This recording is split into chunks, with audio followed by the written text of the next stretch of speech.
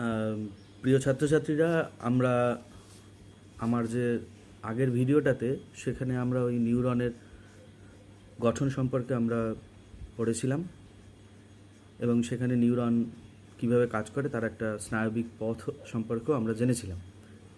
আমার আজকের ভিডিওটা হচ্ছে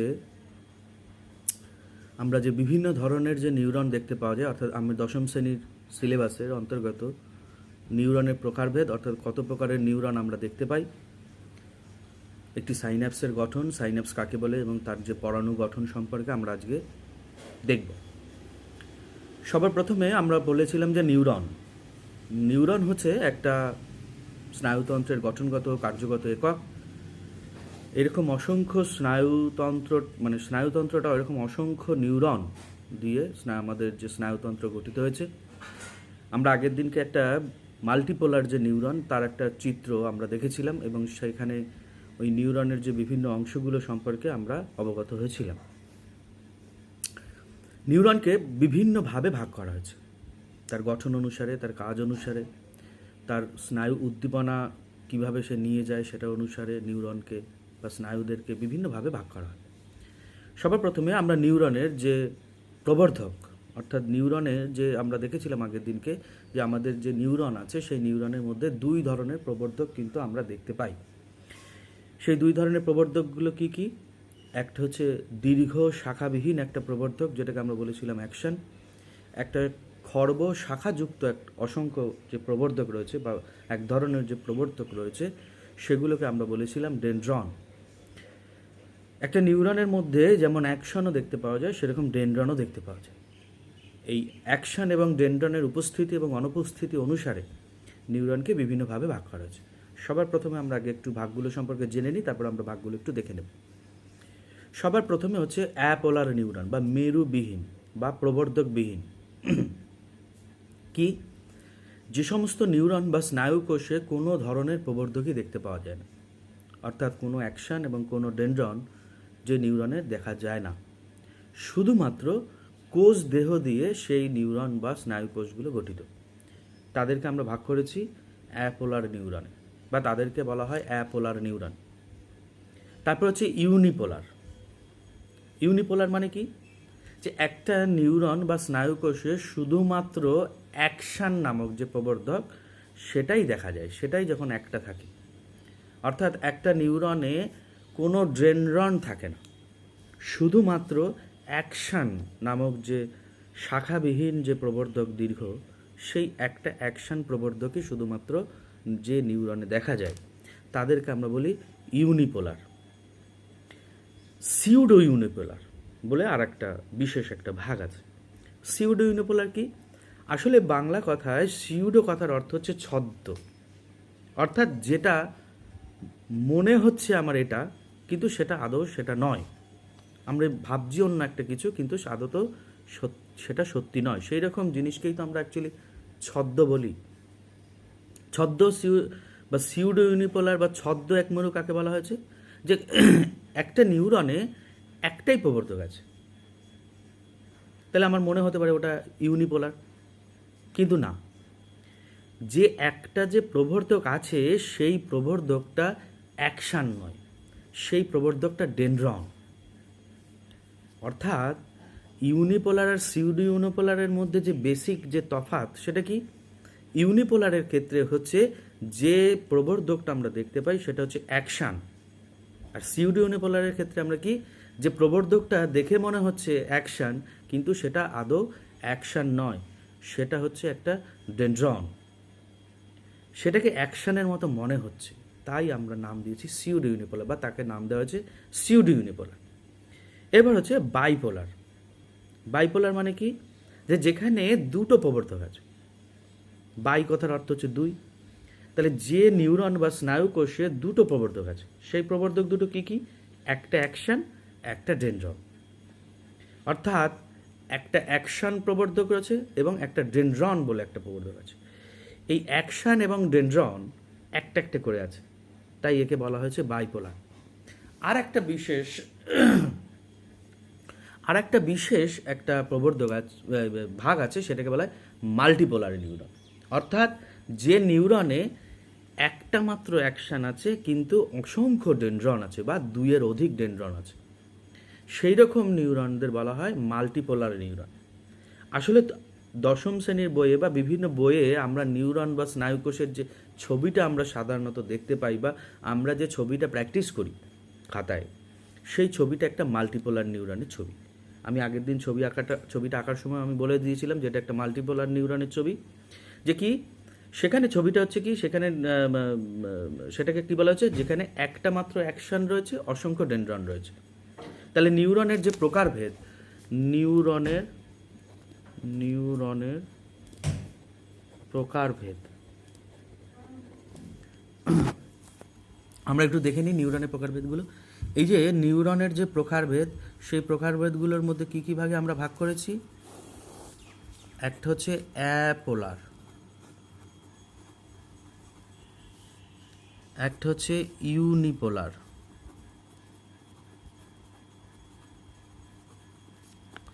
একটা হচ্ছে সিউডো ইউনিপোলার,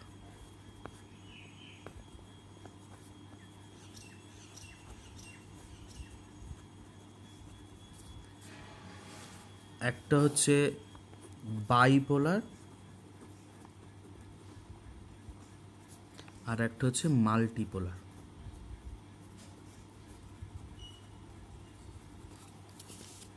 এবার যদি আমরা এদের ছবিগুলো দেখে নিই। এক, অ্যাপোলার। অ্যাপোলার কি? অ্যাপোলার হচ্ছে যে নিউরনে কোনো প্রবর্ধক থাকে না, অর্থাৎ অ্যাকশন এবং ডেনড্রন কোনো ধরনের প্রবর্ধকই যে নিউরনের মধ্যে দেখতে পাওয়া যায় না, তাদের আমরা বলি অ্যাপোলার। যেমন কি এরা শুধুমাত্র এরকম একটা কোষ দেহ নিয়ে তৈরি। 2 নম্বর হচ্ছে ইউনিপোলার।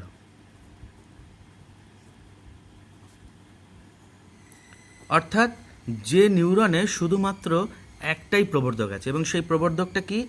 অ্যাকশান। একটাই প্রবর্ধক আছে, সেই প্রবর্ধকটা হচ্ছে অ্যাকশান। সেটাকে আমরা বলছি কোনো ডেনড্রন কিন্তু এদের দেহে দেখা যায় না, তাই এদেরকে বলা হচ্ছে ইউনিপোলার। 3 নম্বর হচ্ছে সিউডো ইউনিপোলার। সিউডো ইউনিপোলার অর্থাৎ এখানেও একটাই প্রবর্ধক আছে, কিন্তু সেই প্রবর্ধকটা কি? সেই প্রবর্ধকটা হচ্ছে ডেনড্রন। অর্থাৎ আমাদের আপাত দৃষ্টিতে সেটাকে অ্যাকশন বলে মনে হচ্ছে, কিন্তু সেটা আসলে ডেনড্রন বা ডেনড্রন। আসলে এক বচনে আমরা একে বলা হয় ডেনড্রাইট। ডেনড্রাইট এক বচনে এদেরকে বলা হয় ডেনড্রাইট। 3 নম্বর হচ্ছে বাইপোলার। এই 4 নম্বর হচ্ছে বাইপোলার। বাইপোলার কাকে বলা হচ্ছে? যে নিউরনে শুধুমাত্র একটা অ্যাকশন আর একটা ডেনড্রন রয়েছে, তাদেরকে আমরা বলছি এটা হচ্ছে অ্যাকশন, এটা হচ্ছে ডেনড্রন। আর একটা হচ্ছে মাল্টিপোলার।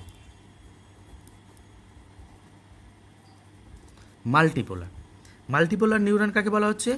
যে নিউরনে একটা অ্যাকশন রয়েছে আর অসংখ্য এইরকম ডেনড্রন রয়েছে, তাদেরকে আমরা বলছি মাল্টিপোলার। এটা হচ্ছে অ্যাকশন, এগুলো হচ্ছে ডেনড্রন। বোঝা গেল? অ্যাপোলার মানে কোনো প্রবর্ধক নেই, ইউনিপোলার মানে হচ্ছে একটা প্রবর্ধক আছে, সেটা অ্যাকশন। সিউডো ইউনিপোলার বলা হচ্ছে যে একটাই প্রবর্ধক আছে, সেটা ডেনড্রন, অ্যাকশন নয়। বাইপোলার মানে হচ্ছে একটা ডেনড্রন, একটা অ্যাকশন থাকছে। আর মাল্টিপোলার মানে হচ্ছে একটা অ্যাকশন থাকছে, অনেকগুলো ডেনড্রন থাকছে। তাহলে বোঝা গেল যে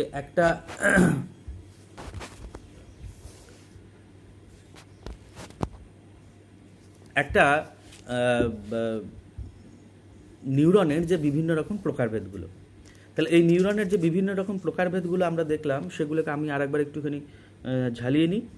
নিউরনের মধ্যে প্রবর্ধক অনুসারে নিউরনকে বিভিন্নভাবে ভাগ করা হয়েছে। সেগুলোর মধ্যে 1 নম্বর হচ্ছে অ্যাপোলার, অর্থাৎ যার কোনো প্রবর্ধক নেই। ইউনিপোলার, অর্থাৎ যার এক প্রবর্ধক আছে একটা, সেটা শুধুমাত্র অ্যাকশন। সিউডো ইউনিপোলার, একটা প্রবর্ধক আছে, সেটা ডেনড্রন। বাইপোলার, অর্থাৎ দুটো প্রবর্ধক আছে, একটা অ্যাকশন এবং একটা ডেনড্রন। আর মাল্টিপোলার, অর্থাৎ যেখানে একটা অ্যাকশন আছে, অনেকগুলো ডেনড্রন আছে। এরপরে আমরা চলে আসব হচ্ছে একটা সাইন্যাপস কাকে বলে। সাইন্যাপস বিষয়টা কি? একটা নিউরন বা একটা স্নায়ু বা নার্ভ, অসংখ্য নিউরন বা স্নায়ুকোষ একসঙ্গে যুক্ত হয়ে তারা একটা নার্ভ গঠন করে। আমি যদি উদাহরণটা দিই, অনেকটা পাটের দড়ির মতো। অর্থাৎ একটা পাটের দড়ি যেমন অনেক অসংখ্য সূক্ষ্ম পাটের যে আঁশ বা তন্তু নিয়ে গঠিত। একটা পাটের দড়ি যখন পাকানো হয় তখন ওর মধ্যে ছোট ছোট পাটের আঁশ যাকে আমরা বলি, সেগুলো ওর মধ্যে থাকে। আমরা ওগুলোকে খুব সহজেই ছাড়িয়ে নিতে পারি। সেই রকম একটা নিউরন মানে একটা নার্ভ বা স্নায়ু হচ্ছে একটা বান্ডিল, অসংখ্য নিউরনের একটা বান্ডিল। অর্থাৎ অসংখ্য নিউরন বিভিন্ন রকম স্নায়ু আবরণ দ্বারা তারা একটা নার্ভ বা স্নায়ু তন্তু গঠন করে, একটা তারের মতো। এই একটা নার্ভ বা স্নায়ু তন্তুর মধ্যে দিয়ে ইলেকট্রিসিটি বা কারেন্ট, স্নায়ু উদ্দীপনা কারেন্টের মতো পরিবাহিত হয়। যেমন একটা তারের মধ্যে দিয়ে কারেন্ট পরিবাহিত হয়, সেরকম একটা নার্ভ বা স্নায়ুর মধ্যে দিয়েও কিন্তু কারেন্ট, আমাদের দেহে যে তড়িৎ উদ্দীপনা অর্থাৎ স্নায়বিক উদ্দীপনা, সেটা তড়িতের মতো ওইরকমভাবে আমাদের দেহের বিভিন্ন প্রান্তে এক জায়গা থেকে আরেক জায়গায় উদ্দীপনাকে গ্রহণ করে নিয়ে যায় বা উদ্দীপনাকে বহন করে নিয়ে যায়। এই যে একটা তার যখন ছোট হয়ে যায় তখন আমরা দুটো তারকে কি করি? দুটো তারকে সংযোগ করি। অর্থাৎ কীভাবে সংযোগ করি? যে তারের মাথা দুটোকে আমরা জুড়ে দিই। তাহলে এরকম আমাদের দেহের মধ্যে যে অসংখ্য নিউরন রয়েছে, সেই নিউরনগুলো তো একে অপরের সঙ্গে জুড়ে আছে। এই জোড়াটা কি? এই জোড়াটা যদি কখনো বিচ্ছিন্ন হয়ে যায় তাহলে তড়িৎ প্রবাহ হবে না। ঠিক একই রকমভাবে একটা তার যদি আমরা তাদের জোড়াটা বিচ্ছিন্ন হয়ে যায় তাহলে সেই তারের মধ্যে দিয়ে কি তড়িৎ প্রবাহ হবে? হবে না। ঠিক একইভাবে একটা স্নায়ু বা দুটো স্নায়ুর যদি এরকমভাবে যুক্ত না থাকে তাহলে সেই স্নায়ুর মধ্যে দিয়ে একটা থেকে আরেকটা স্নায়ু উদ্দীপনা পরিবাহিত হবে না। তাহলে এই যে জোড়া লেগে থাকে, এই জোড়া লাগাটা অনেকটা আমাদের এই যে তার যে জোড়া লেগে থাকে তার থেকে একটু ডিফারেন্ট বা একটু আলাদা। তারগুলো কি একে অপরের সঙ্গে সংযোগ রক্ষা করে জোড়া লেগে থাকে, কিন্তু নিউরনগুলো কিন্তু একে অপরের সঙ্গে সংযোগ থাকে না, একটু মাঝখানে গ্যাপ থাকে। এই রকম একটা নিউরন বা একটা নিউরনের শুরু বা একটা নিউরনের শেষ প্রান্ত আর একটা নিউরনের শুরু, এইরকম দুটো নিউরন যখন এক জায়গায় যুক্ত অবস্থায় থাকে একটা বিশেষ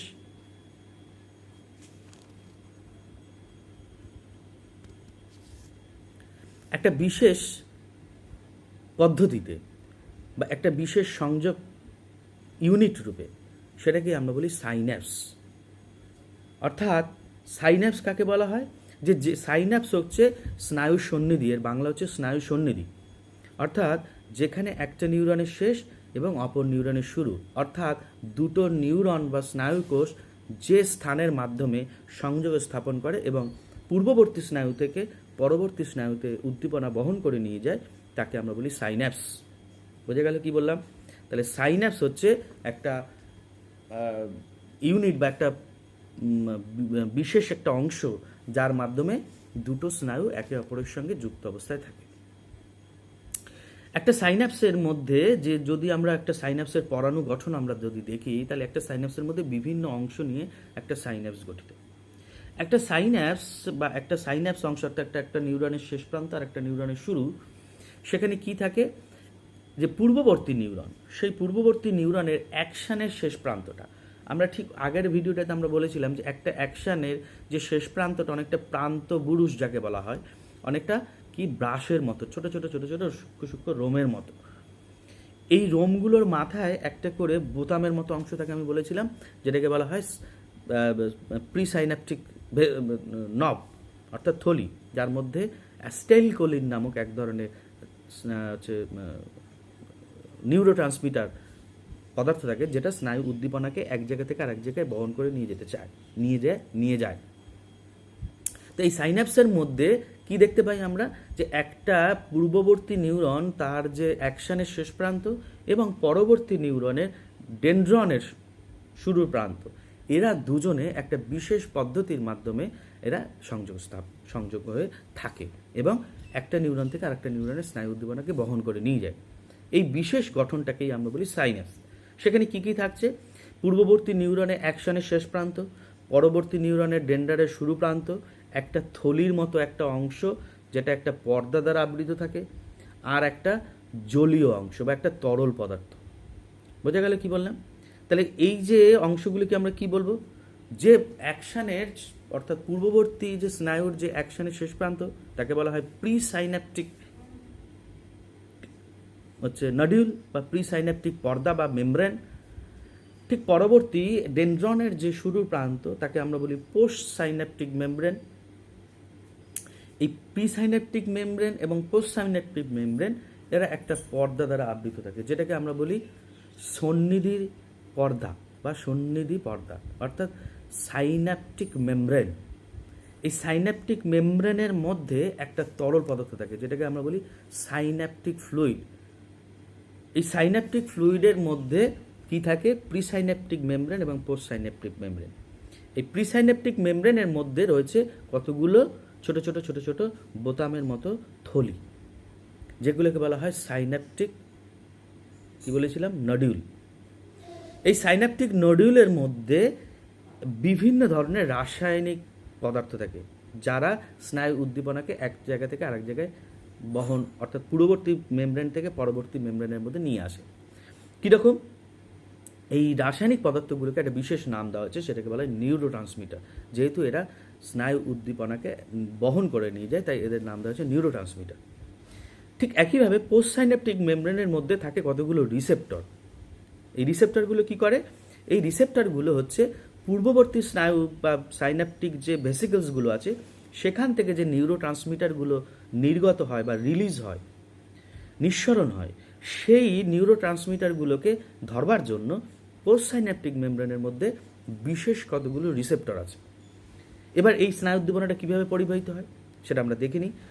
আমরা সবার আগে একটা সাইন্যাপসের গঠনটা আমরা একটু দেখে নিই।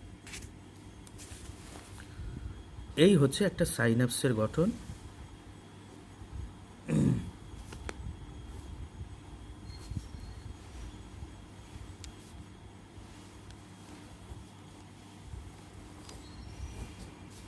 এটা হচ্ছে অ্যাকশনের শেষ প্রান্ত,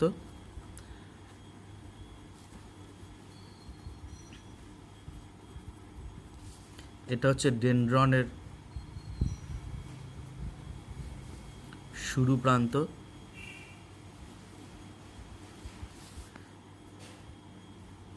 এটাকে বলা হয় প্রি সাইন্যাপটিক মেমব্রেন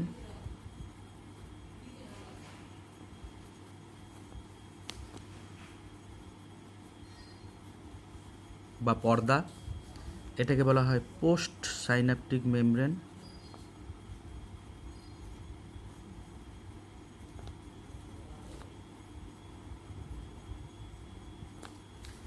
এরা একটা এরকম থলি, একটা পর্দা দ্বারা একটা থলির মতো অংশ গঠন করে, এটাকে বলা হয় সাইন্যাপটিক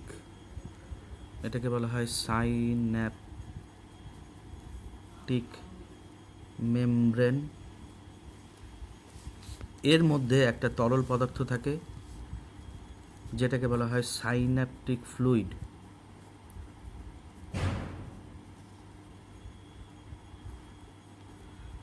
ঠিক আছে? এবার এই প্রিসাইন্যাপটিক যে নবটা রয়েছে সেখানে এরকম অসংখ্য ছোট ছোট এরকম ভেসিকল থাকে, যেগুলোর মধ্যে এরকম কিছু রাসায়নিক পদার্থ থাকে, এটাকে বলা হয় ভেসিকল। এর মধ্যে কিছু রাসায়নিক পদার্থ রয়েছে যেগুলোকে বলা হয়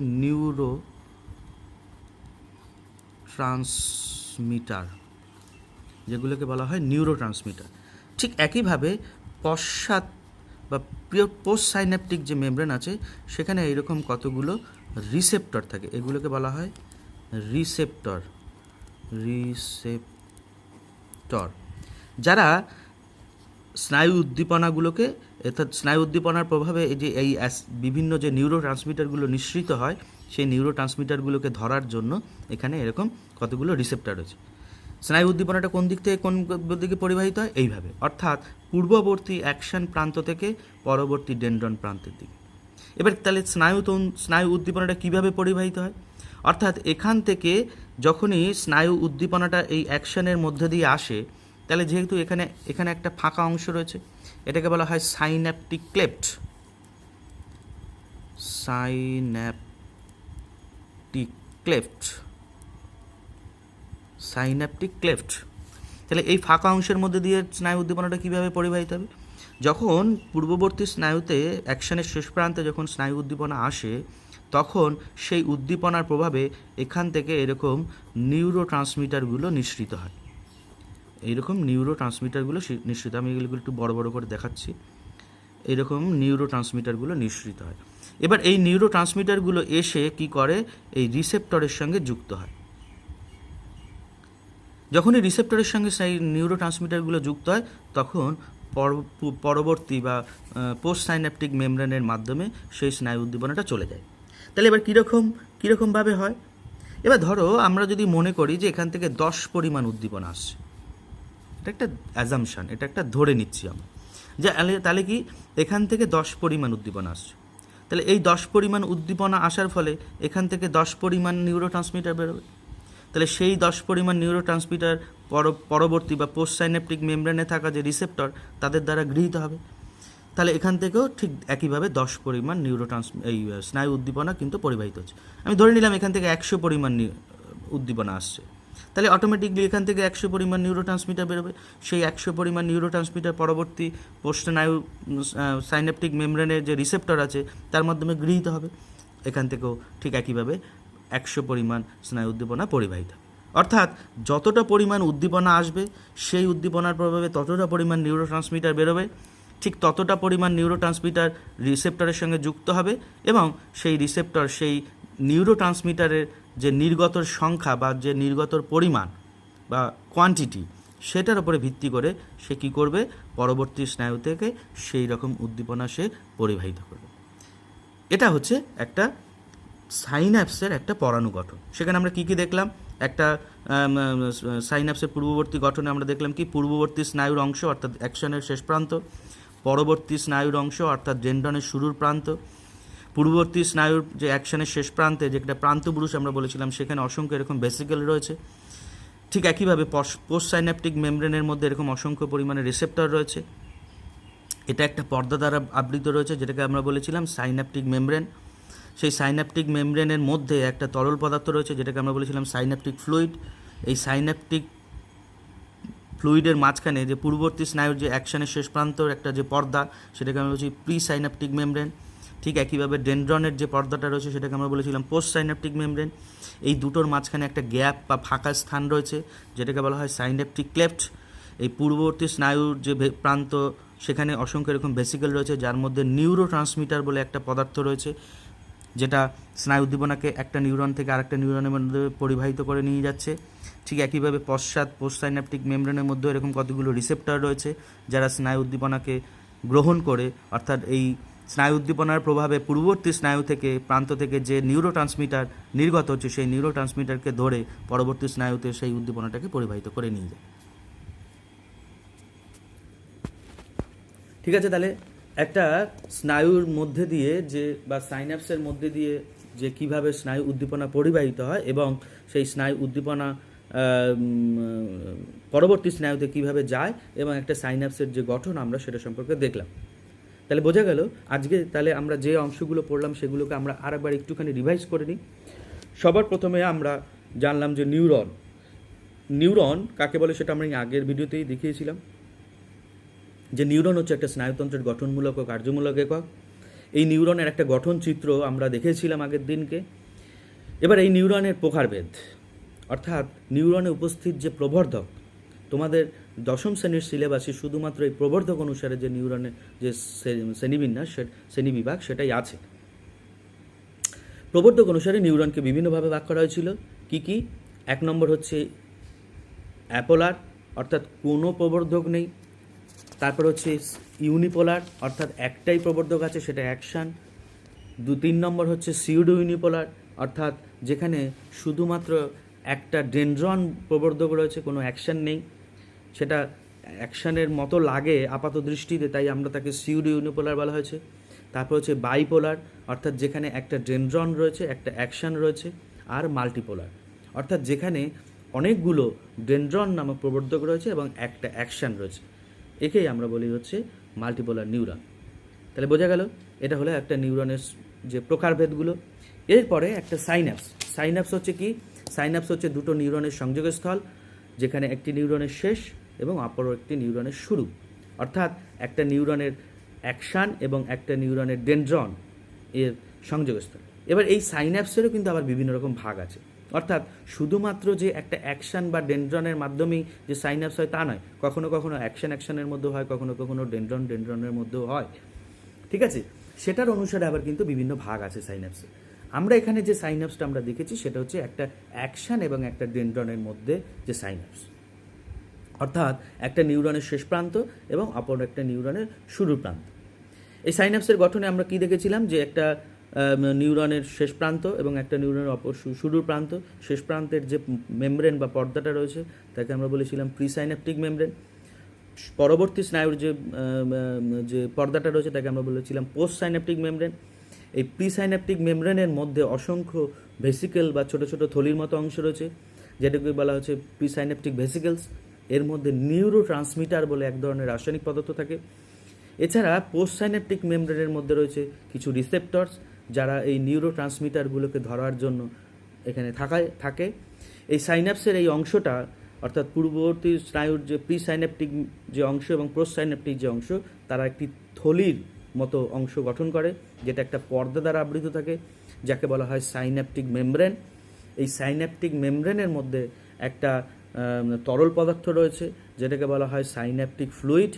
এবং এই প্রিসাইন্যাপটিক মেমব্রেন এবং পোস্ট সাইন্যাপটিক যে মেমব্রেন রয়েছে তার মাঝখানে একটা ফাঁকা স্থান রয়েছে, অর্থাৎ সেটা তরল পদার্থপূর্ণ, কিন্তু সেটা তাদের মাঝখানে সংযোগ নেই, তাই সেটাকে বলা হচ্ছে সাইন্যাপটিক ক্লেফট।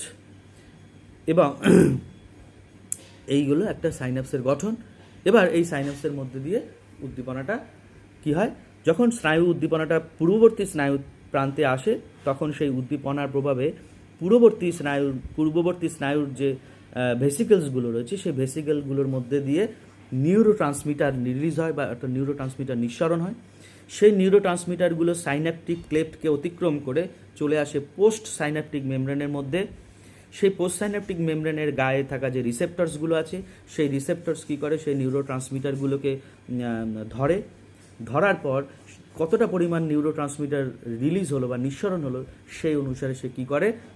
উদ্দীপনাটা পরবর্তী স্নায়ু প্রান্তের মাধ্যমে সে পরবর্তী স্নায়ুতে ট্রান্সফার করে দেয় বা পাঠিয়ে দেয়। বোঝা গেল? তাহলে এই পর্যন্ত আমরা আজকে জানলাম। এর পরের দিনকে আমরা স্নায়ুতন্ত্র সম্পর্কে আমরা পড়ব। স্নায়ুতন্ত্রের যে বিভিন্ন অংশগুলো আছে আমাদের প্রাণীদের, আমাদের সিলেবাসে যেটা আছে সেটা হচ্ছে মেনলি মানুষের স্নায়ুতন্ত্র। সেই মানুষের স্নায়ুতন্ত্রের বিভিন্ন অংশগুলো সম্পর্কে আমরা সামনের দিনকে জানবো। ঠিক আছে? তাহলে এইটা বাড়িতে একটু পড়তে হবে এবং প্র্যাকটিস করতে হবে। ছবিটা, সাইন্যাপসের ছবিটাও কখনো কখনো পরীক্ষাতে চলে আসে। সাইন্যাপসের গঠন এবং বিভিন্ন প্রকার যে স্নায়ুর যে প্রকারভেদ সেগুলোও কিন্তু পরীক্ষায় আসে। যখন লিখতে হবে তখন কিন্তু এরকম সংজ্ঞা লেখার পর সংজ্ঞার পাশে ছবিগুলো যদি আমরা মেনশন করে দিই, তাহলে কিন্তু আমাদের ভালো নম্বর আসবে এবং যে উত্তরটা হবে সেটা অনেক ভালো উত্তর হবে। ঠিক আছে? ধন্যবাদ।